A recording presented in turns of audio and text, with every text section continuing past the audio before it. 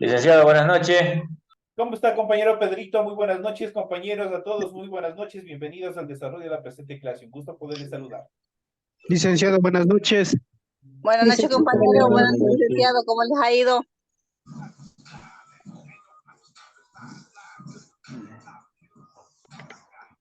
Qué castrosa la-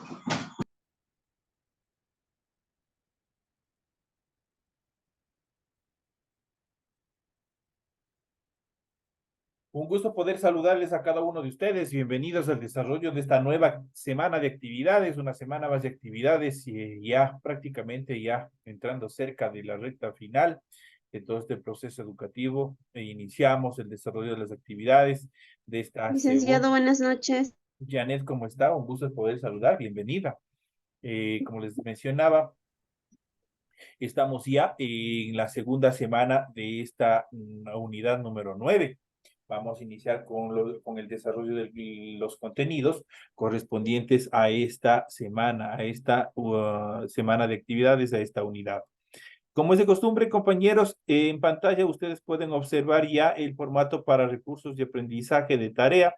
Estamos en la asignatura de Ciencias Sociales, en unidad número 9, América Latina y el Nuevo Siglo. Estamos ya en la unidad número 2, que contienen los temas consolidación del capitalismo, cambios producidos por la ciencia en los siglos XVII y XVIII y el desarrollo técnico. Esos son los temas que vamos a ver durante esta clase correspondientes al tema número 2 de la unidad 9.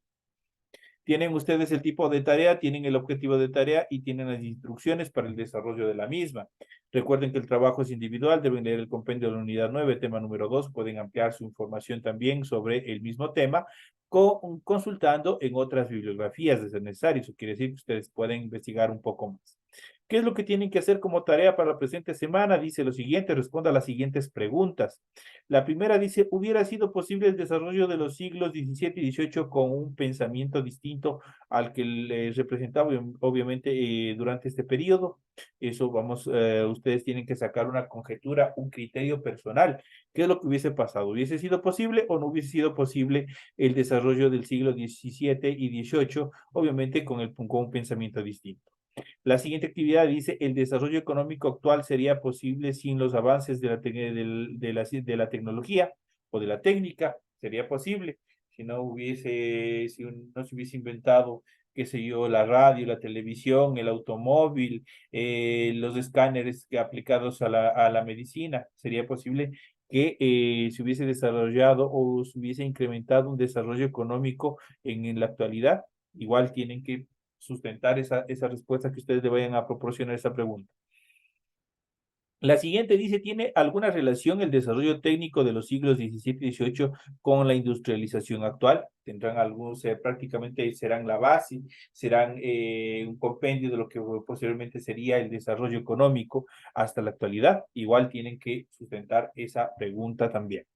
Esas son, en este caso, en esta semana, ustedes apenas tienen 3 preguntitas, las cuales la mayoría de las respuestas, por no decirlas todas, se encuentra en su material de apoyo. Ustedes tienen que leer para proporcionar las respuestas correspondientes en cada uno de los temas que se les ha presentado para la tarea. Recuerden que el trabajo es 100% escrito, por favor, todos tienen que ser en hojas de papel ministro, cuadernos, para ello tienen que desarrollar la rotulación, ustedes ya saben cómo tienen que hacer este proceso en la parte superior de su hojita y a continuación el desarrollo de la tarea.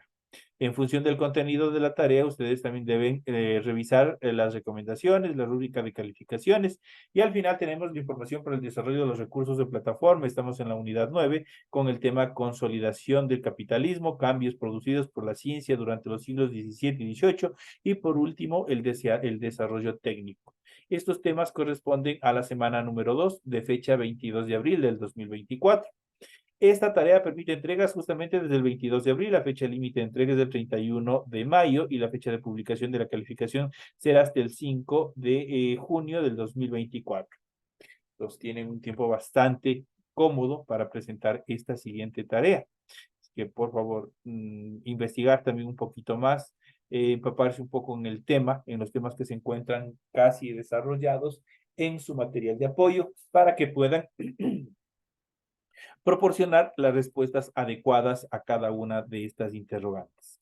Una vez que se les ha indicado qué es lo que tienen que hacer y cuáles son los requisitos en cuanto al desarrollo de su tarea, vamos inmediatamente a desarrollar el tema que tenemos para la presente semana. En este caso, nosotros vamos a ver, estamos ya en el tema número 2, que son las transformaciones del mundo durante el siglo XVII, perdón, XVI y XVII. No solo América se transformó en el descubrimiento y la conquista, Europa también se modificó. Por primera vez, los europeos tenían una imagen completa del mundo y alcanzaron en poco tiempo una posición de preponderancia política y militar. Por ello, impusieron su cultura, gobierno, religión y costumbres en las regiones que conquistaron y colonizaron. Eso obviamente también viene a ser parte de una felonía. ¿Por qué lo digo de esta manera? Porque prácticamente, ¿qué es lo que hicieron? Si nosotros hacemos un análisis social y económico de cómo se encontraba España antes de la llegada de Cristóbal Colón por primera vez, de poner sus pies en suelo americano, prácticamente era un imperio en decadencia por las invasiones francesas, por los diferentes conflictos que tuvieron internos también dentro del territorio español, luego de la dominación de los franceses sobre los españoles, prácticamente se generaron una serie de conflictos internos que a España como imperio los dejó totalmente devastados económicamente. Por ende, el descubrimiento de las Américas les dio un respiro fenomenal. ¿Por qué razón? Justamente por la razón que ellos extrajeron de todos estos territorios de los imperios que existieron en América Andina, prácticamente extrajeron toda la riqueza para nuestros indígenas, para los nativos propios del continente americano, la mayoría de los objetos que tenían de oro, de plata, piedras preciosas, todos ellos, no tenía un significado económico, no sabían el poderío económico que ellos tenían en sus manos. Y más bien, ¿qué es lo que pasaba? Prácticamente todos estos utensilios eran solamente para rituales religiosos, eran utensilios de ceremonias religiosas que ellos desarrollaban, nada más. La tierra, de igual manera, la tierra era de uso comunitario. El rey obviamente generaba un proceso de protección o de guarda de excedentes de productos, los cuales obviamente permitía también cubrir malas cosechas, algún tipo de decadencia en cuanto a la producción de determinados pueblos. Entonces, por lo tanto, acá en el continente americano se manejaba la idea de una tierra común. Eso quiere decir que todos trabajaban para todos. No obstante, con la llegada de los españoles, este proceso cambió y asoman los procesos de la estructura de los terratenientes. Y los terratenientes empiezan a dar otro giro, empiezan a apoderarse de las tierras y sobre todo de las tierras más productivas. Entonces son los cambios fundamentales y obviamente con estas riquezas, con la mano de obra que obviamente tenían acá, el imperio español prácticamente empieza a dar un giro, empieza a recuperar su poderío político y económico y sobre todo militar. Y de esa manera obviamente desarrollaron una serie de procesos en los cuales no es positivo, por ejemplo, para nuestra cultura no fue positivo que nos impusieran las formas de gobierno, las culturas, la religión, las costumbres traídas desde los conquistadores, desde los españoles. Sobre todo la religión prácticamente permitió es dominar desde un punto de vista psicológico, teológico, a los habitantes, porque obviamente ellos, como en su mayoría, los nativos americanos eran 100% supersticiosos, obviamente con cada cosa que les iban enseñando, que eran cosas nuevas, prácticamente ellos empezaron a coger un poco de temor y terror en las cosas que desarrollaban dentro de la religión católica, que fue la que se impuso con la presencia de los conquistadores españoles. Dentro de estas categorías vamos a ver cuáles son las más preponderantes en cuanto a la imposición de determinadas costumbres que desarrollaron los españoles. La extracción de recursos de América aportó crecimiento económico global, la población europea se incrementó justamente varios barcos, en aquel entonces se los denominaba carabelas, los grandes navíos. Prácticamente ellos fueron quienes se apoderaron de todos los materiales preciosos, oro, plata, piedras preciosas, especias, alimentos que se producían aquí, justamente para llevar a suelo español. Eso les permitió a este imperio crecer nuevamente, fortalecerse nuevamente desde el punto de vista económico y pues superposicionarse desde ese punto de vista. El excedente poblacional migró fuera de Europa, ese fue otro aspecto fundamental. No solamente con la llegada de Francisco Pizarro, no solamente con la llegada de varios españoles que estuvieron al mando de todas las misiones de conquistas, no solo fueron ellos quienes migraron al continente americano, sino hubieron una infinidad de españoles que buscaron migrar y poblar este nuevo continente que había sido descubierto y dominado por los españoles. Otra característica fundamental es que se desarrolló la astronomía, la geografía y la botánica, obviamente con los recursos necesarios. Esto les permitió fortalecer los conocimientos teóricos científicos. Y por último, el control por los nuevos territorios desató guerras y disputas entre las potencias europeas, que también generaron problemas al imperio español. Y tanto los portugueses, los franceses, ingleses y en algunos casos incluso el imperio alemán estuvieron en pos de obviamente de buscar una porción de tierra que conquistar en el continente americano. En cuanto a la consolidación del capitalismo, se creó un sistema de todo este proceso de conquista que desarrollaron los españoles, se creó un sistema con la finalidad de soportar toda esta estructura y este nuevo andamiaje político, económico que iban a aplicar en los nuevos continentes. En este sentido, se creó un sistema atlántico de intercambio de mercancía entre las potencias colonizadas. Portugal se encargó del tráfico de personas esclavizadas desde África a las colonias americanas, de donde se extraían las materias primas que eran llevadas a Europa para la manufactura y su posterior venta a las colonias y su intercambio por africanos esclavizados. Entonces ya sabemos cuál fue el papel especialmente de los portugueses. En este caso, ¿qué es lo que hacían? Prácticamente estaban, América no fue el único continente que ellos prácticamente tuvieron colonias o empezaron a dominar. Uno de los continentes más devastados de este proceso de conquistas de los europeos fue justamente el continente africano. De ahí no solo extrajeron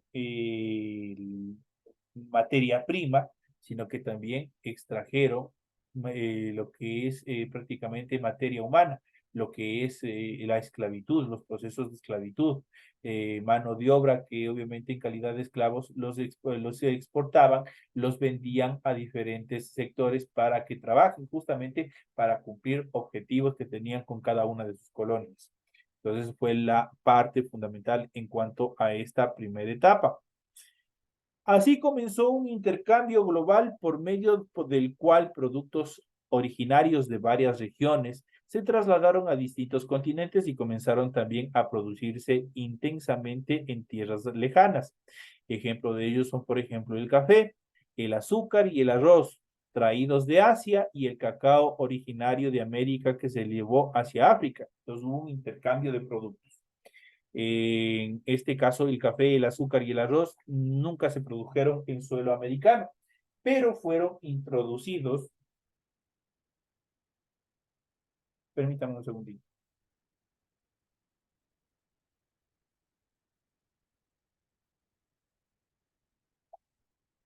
Ya.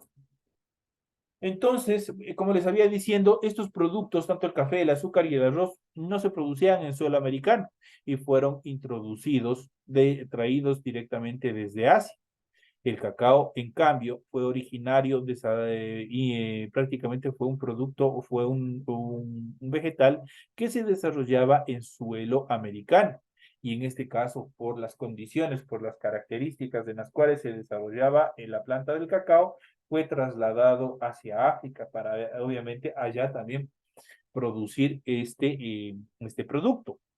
Este intercambio global tuvo dos efectos importantes. En primer lugar, se consolidó el capitalismo, Los metales preciosos, el aumento de la producción y la riqueza permitieron que el capitalismo se desarrollara dentro de la variante del mercantilismo comercial.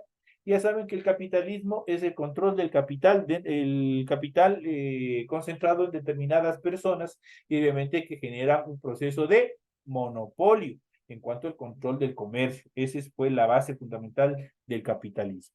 El segundo efecto fue que la introducción de productos de plantación como el azúcar y el café requirió el traslado a América de población africana esclavizada para que reemplazara a la población nativa que había decrecido y obviamente que había muerto.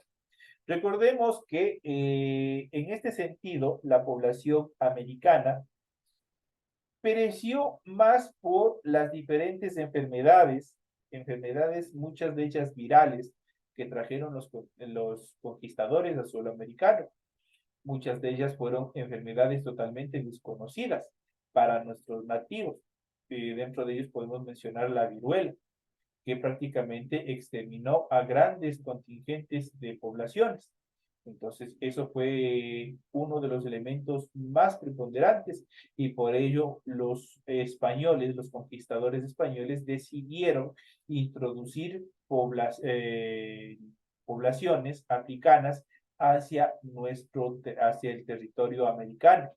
Y de esa manera, obviamente, pudieron suplir la pérdida de mano de obra, de esclavos, que obviamente se iba desarrollando en diferentes trabajos en suelo americano. En cuanto a los cambios producidos por la ciencia en los siglos XVII y XVIII, el siglo XVII estuvo caracterizado por el resurgimiento de las ciencias experimentales. ¿Qué son las ciencias experimentales? Donde todo lo que antes era considerado un mito, incluso dentro de la ciencia, una serie de conocimientos basados en mitos, basados en leyendas, con el método experimental o con las ciencias experimentales. Esto cambió, pues se iba experimentando para darle una conceptualización más exacta desde un punto de vista científico a todos los fenómenos que se desarrollaban. Esto significa que los fenómenos naturales ya no se explicaban a partir de los escritos antiguos o por la intervención divina, sino que se hizo uso de la razón, la observación y la experimentación. Estas son las tres pautas fundamentales o las bases fundamentales para el sostenimiento de las ciencias experimentales. Primero, el uso de la razón. El ser humano tiene la capacidad de razonar.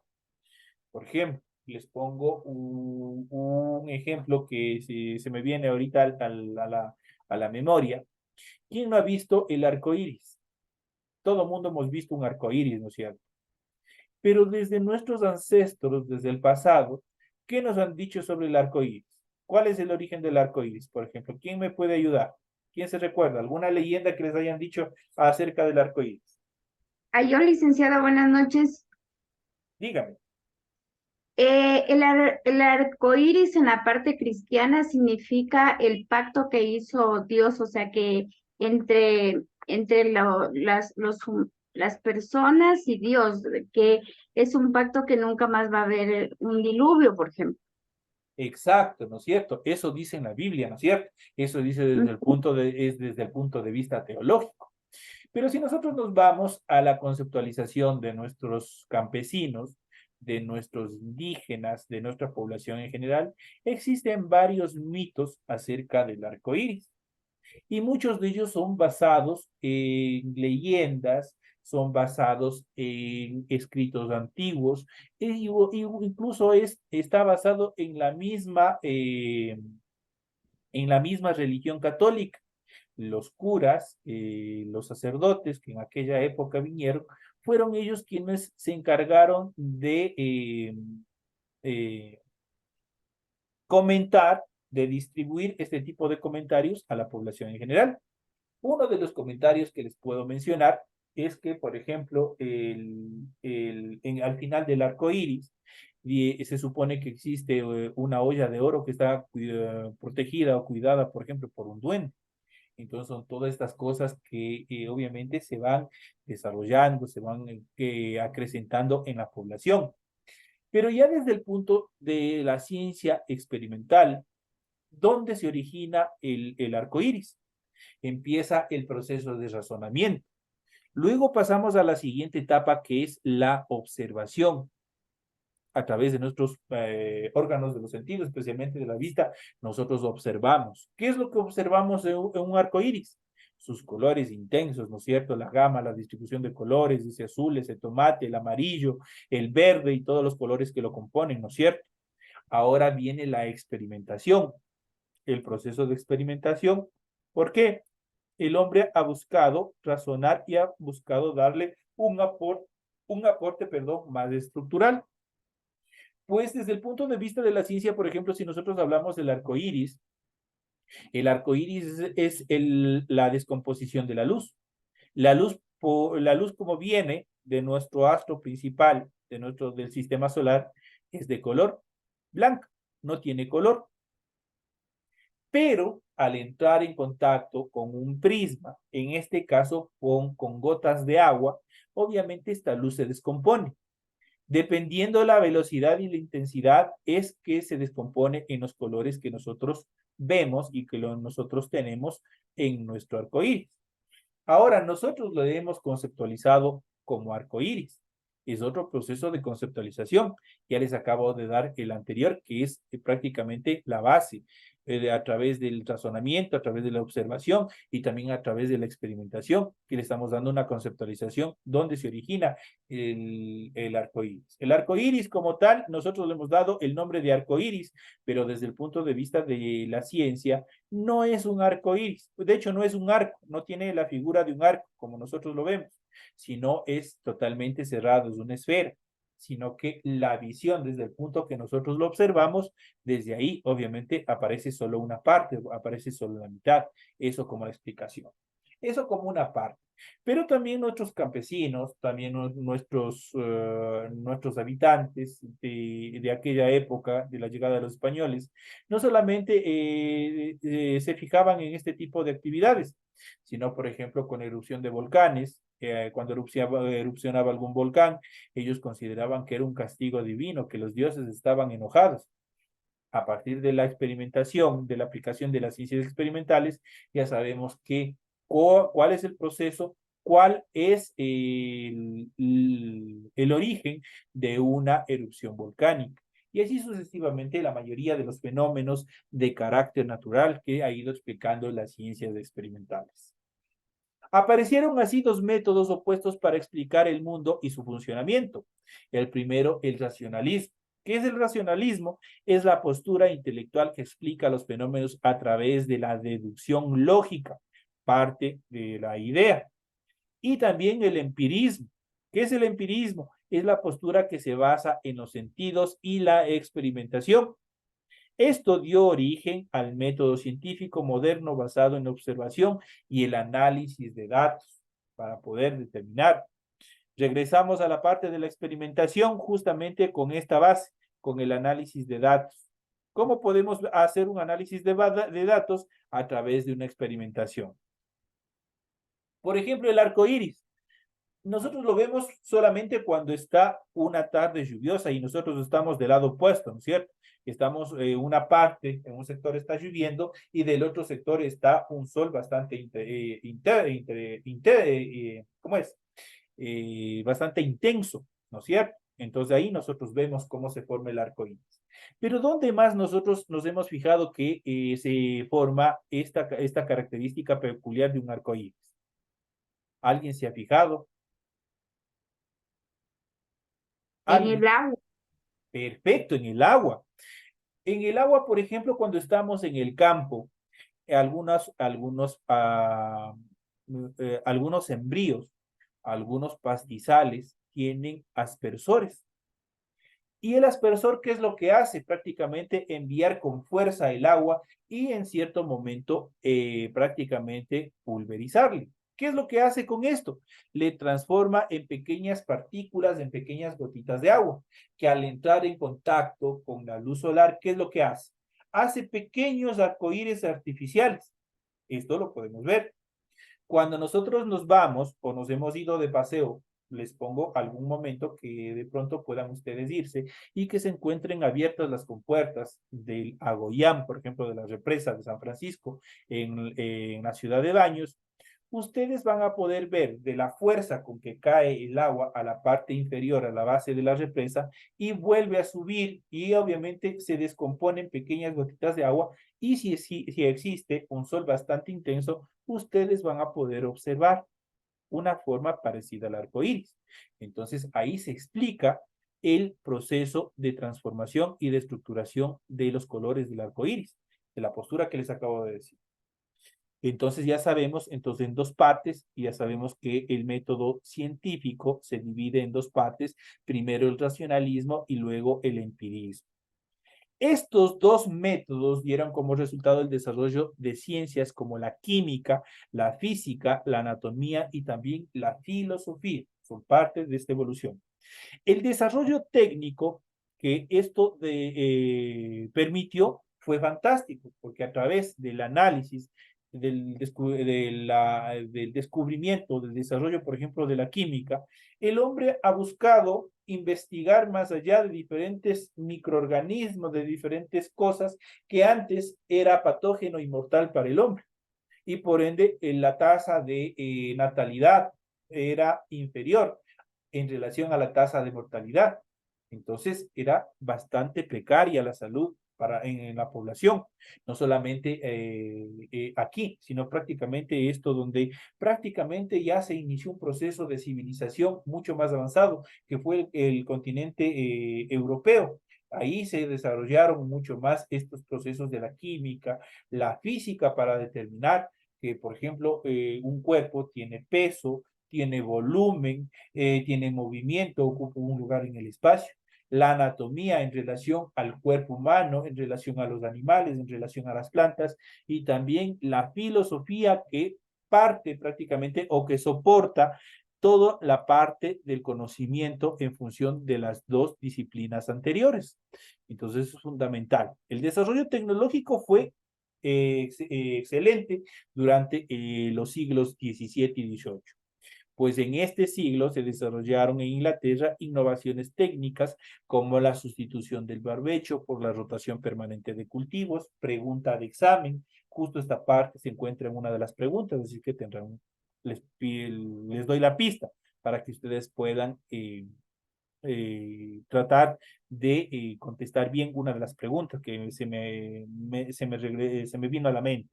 Entonces, entre los siglos XVII y XVIII se desarrollaron en Inglaterra innovaciones técnicas como la sustitución del barbecho por la rotación permanente de cultivos. También se comenzó a emplear el hierro para el arado en lugar de la madera, pues ya se iba un poco más tecnificando todos los procesos, incluso los de desarrollo en función de la agricultura. En 1764, James Hargreaves inventó la hiladora Spinning Jenny, a la que más tarde le añadieron energía hidráulica que produjo o redujo considerablemente el tiempo de producción textil manual. En un inicio del desarrollo, antes del siglo XVII, prácticamente todos estos procesos, hubo un proceso de desarrollo industrial un poco precario, pues todo se desarrollaba a partir de la fuerza humana. Pero el hombre, en ese afán de desarrollar, de incrementar la producción, de incrementar las riquezas, fue tecnificando una serie de mecanismos, una serie de máquinas que en un inicio habían inventado y obviamente que era movida o impulsada por fuerza humana. Posteriormente, estas máquinas tuvieron justamente ese auge, ese desarrollo industrial, tecnológico, y se le añadió energía hidráulica, pues obviamente eran movidas determinados componentes a base de la fuerza del agua. Esto redujo el tiempo de producción, especialmente dentro del campo textil, que antes se lo hacía manual, ya se lo hacía a través de este proceso. Y obviamente esto incrementó la producción, como se lo hace en la actualidad también. Se va sustituyendo la mano de obra humana con los procesos de robotización en la actualidad. Es similar a esto.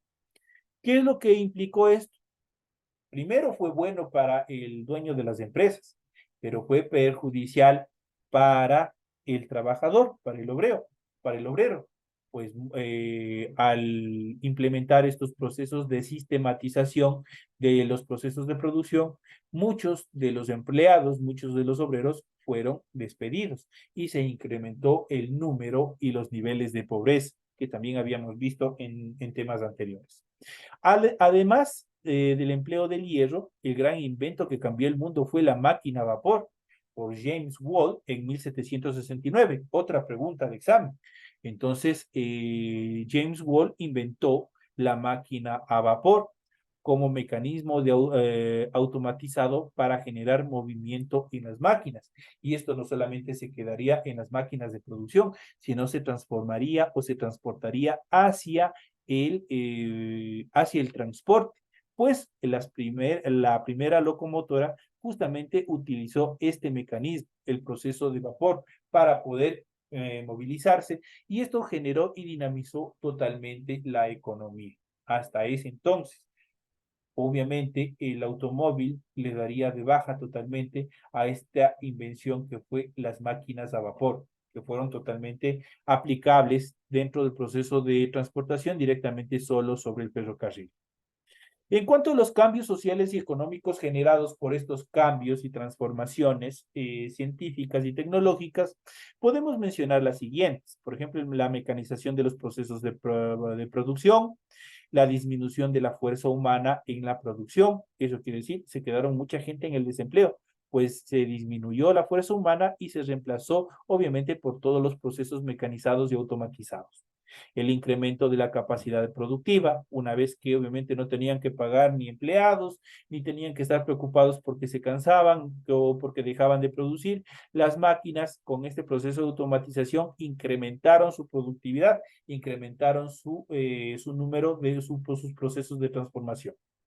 La siguiente que podemos mencionar es la transformación de los talleres en fábricas. Los pequeños talleres con estos procesos de automatización ya no eran simplemente talleres, sino se transformaron en fábricas que posteriormente se transformarían e incrementarían su producción, igual y también su tamaño. Y por último, podemos mencionar el incremento en la demanda de materia prima, carbón para hacer funcionar las máquinas a vapor y hierro para fabricar más máquinas y también herramientas que obviamente aporten sistemáticamente a todos estos procesos de producción. Aquí nosotros podemos ver en esta imagen, podemos ver justamente la spinning jenny, que es la máquina hiladora, la primera máquina hiladora que se produjo en aquel entonces. Prácticamente esta máquina estuvo funcional entre los siglos XVII y los siglos XVIII. Posteriormente esta se sistematizaría, se la permitiría o se la aportaría un movimiento en función del proceso hidráulico, y esto obviamente generaría grandes despidos en este proceso de industrialización. Esos son los temas que nosotros hemos ido desarrollando, que nosotros hemos ido viendo durante este proceso de clase. Tienen toda la explicación pertinente en función de este gran tema que también es importante saber y reconocer qué es lo que pasó durante durante esta etapa de tiempo de la humanidad, y que también esto nos ha afectado en la actualidad, porque si no se hubiesen hecho todo este tipo de descubrimientos, todavía nosotros viviríamos en un proceso de letargo. De pronto nosotros, si el método científico no hubiese generado esta nueva división o aporte a la química, a la física y a otras disciplinas más, prácticamente nosotros de pronto ya hubiésemos desaparecido, nos hubiésemos extinguido. Gracias especialmente a la química es lo que nosotros tenemos diferentes antídotos, inyecciones que obviamente nos permiten continuar desarrollando nuestra vida normal, y hemos podido inhibir la mayoría de virus, de bacterias que afectan a nuestra actividad humana. Señoras y señores, de esta manera llegamos ya a la parte final del desarrollo de la presente clase. Tienen ustedes toda la información pertinente. Nos vemos en la siguiente clase correspondientes a la materia de inglés. Gracias, licenciado.